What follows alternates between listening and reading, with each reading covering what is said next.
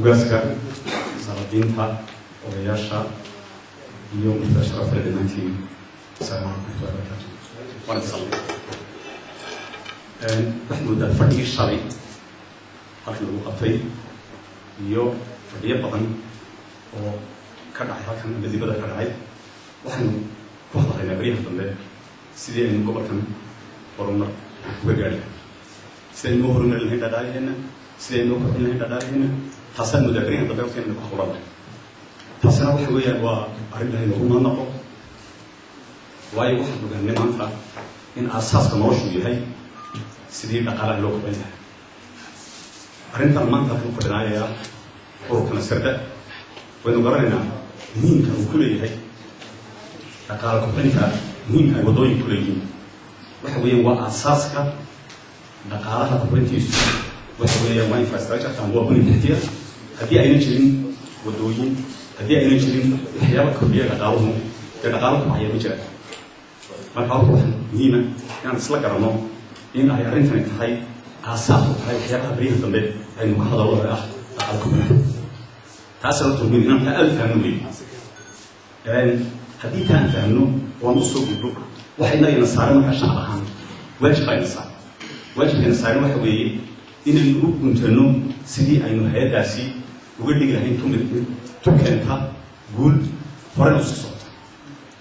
taas horta inagayna saaran macnihi waxa weeye inaynu meeshaynu joogna dhaqaalida bixino inaynu u dadaalno sidii aynu dhaqaalo usoo kordhin lahayn sidii aynu kor ugu qaadi lahayn ururka asidara waxa saaran waajib baa saaran waajibka saaran waxa weeye in ay noqdaan oo ay qaadaan mas-uuliyaddaasi macnaheedu ay tahay inay noqdaan urur amba hay-ad muuqata waxqabadkeedu muuqato isla markaana leh hufnaan ay muuqatana waxaa loo dhibay ammaanada loo dhiibay inay noqdaan oo laga xako taasna waxa lagu keeni karaa sharci wanaagga sharcigoo la hagaajiyo iyada oo sidaa inuu sheegay sheekhu loo kala saaray qolo boord ah oo ilaalisa iyo qoladii ahayd fulinta waa la kala saaray saasayna ku horay ugu mari kartaa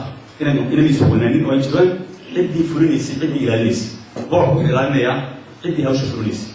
hawsha fulinteeda waxaa loo saarayaa dad gaara boordkuna wuxuu noqonaya mas-uul noqonaya ummadda inuu ilaaliyo hawshaa la ka socota waxaa jira oo kale dadka hayada waxa iskale shacabka ale shacabku wuxuu xaq u leeyahay hadday sharo laguna ciibsanaynin inuu waraysto halka ay marayso hawlaheed shacabku wuxuu xaq u leeyahay in warbixin la siiyo sidanoo kale la isugu yeedho lala socodsiiyo wixii qabsoomay iyo waxa qabsoomi doona si ay u ogaadaan meel kartu meesha ay marayso iyaguna ay u dhiibaan taasna horta u sheegaya shacabka iyo sadara haddii aynu kusoo noqono arrinta ahayd dhaqaalaha qaybta oo ka ciyaaraya waddooyinka maanta waxaynu degannahay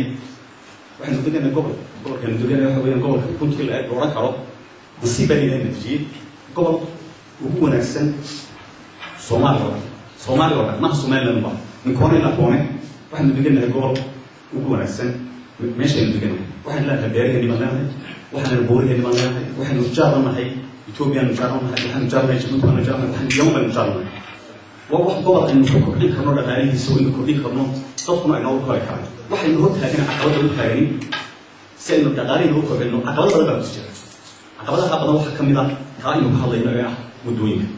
taasi haddii laga gudbo waxaa dhib yaraanaysa in ay dadku isku guuraan waxaa dhib yaraanaysa in baamushtarkeenu isku socdo waxaa dhib yaraanaysa in wax soo saarka beeraheenu ay suuq helaan waxaa dhib yaraanaysa oo kale in dadku ay wax bartaan oo tuulooyinka way dhaqaaluhu ma kordhi karo hadduu dadku jaahil yahay dhaqaaluhu ma kordhi karo hadduu dadku caafimaadkiisu liito ma kordhi karo waddooyinku waxay dhib yaraynayaan in dadku ay helaan oo tuulada qofka halku magaalada umin lahaa tuulada oo tacliinta loo geeyo waxay dhib yaraanayaan in loo geeyo adeega caafimaadka oo halkii uu joogay loogu geeyo waxaa dhib yaraanaya inuu ninka qofka alaabta ninka beeraleydii uu si dhiga suuqa u keeno alaabtiisa u keeno ay noqoto alaab ku habboon qiimo macquula u keeno waxay jirta iminka haddaynu isqiyaasno masalan innaga iyo gobolada kale nasiibada inuu maynaan dhexin waddooyinkan iyo infrastructureka amba dekadaha waa la dhaxlay inteeda badan wixii intii somaliland ay samaystay la sameeyey aad bay u yaryihiin marka sidaa darteed waxaad isweydiinaysaa inagoo gobolkaa degan oo maanta waxaasoo dhan awoodi karno oo halkan 5 kilomitr ay noo jirto Ethiopia jabuuti ay ka dhagteena tahay haddana maxaa naga xooga amoodi inaynu dhaqaalahaynu ka dambeeyo gobolada qaarkood waxa ugu muhiimsan waxa weeye wadadaas oo wadamaanta waxa ugu muhiimsan wadadaasi hadday wada jirto وحاول بكل يوم يا هذه ميل هذه الحياة اللي فيها كريه والحياة اللي بتجي جو لكن يوم بس واحد يقول لي وين هو حوالي ما حين إنه يريد إنه هي داسي إنه يريد إنه سليم العالم سوور لين إنه يريد إنه سليم ضد هي وعي حصل تبنيس فكرين يقول يوم يركب يوم حوالي قال الأمر قال إن كل وعي وكيل يعني وواحد تحريك إنه كان غريب في التحريك يبقى هذا ما كان هيستوي وتحريك هذا اليوم أوروبا حتى يوم حتى سياسة قامت واحد هنا صار يعني ما شاف هنا صار واللي بيرتين أن أنا ضايعتها الحين من التجديد في جو حطينا ونكشفين كمان بيتعيق حد ولا والله أبوها لاقي إحنا الله بقول قرية كمان الله بقول واللي بيرتاح لكن حوالي إننا نحلله بحيث هذه حاجة حيني يسويدوني ما أنت وهذه بقى حيني مش أنا من الحين بقى حيني أنا ما هودي كتير الشغالة مرة يحس فيهم بتلاقي ما كنت مرة كروضة في التهريب وين كان حل فيه أي نوع تهريب يوي ونفادي الحل حتى سنروح للنقالة إنه كبر إنه واحد جلاه وثم بدأ كوين بدأ لا وتقاليه إنه سري دريو هنجر ما بس صوت عليه وين سير بعد من ولا سنة لكن جد يقول نقطة كيس هذا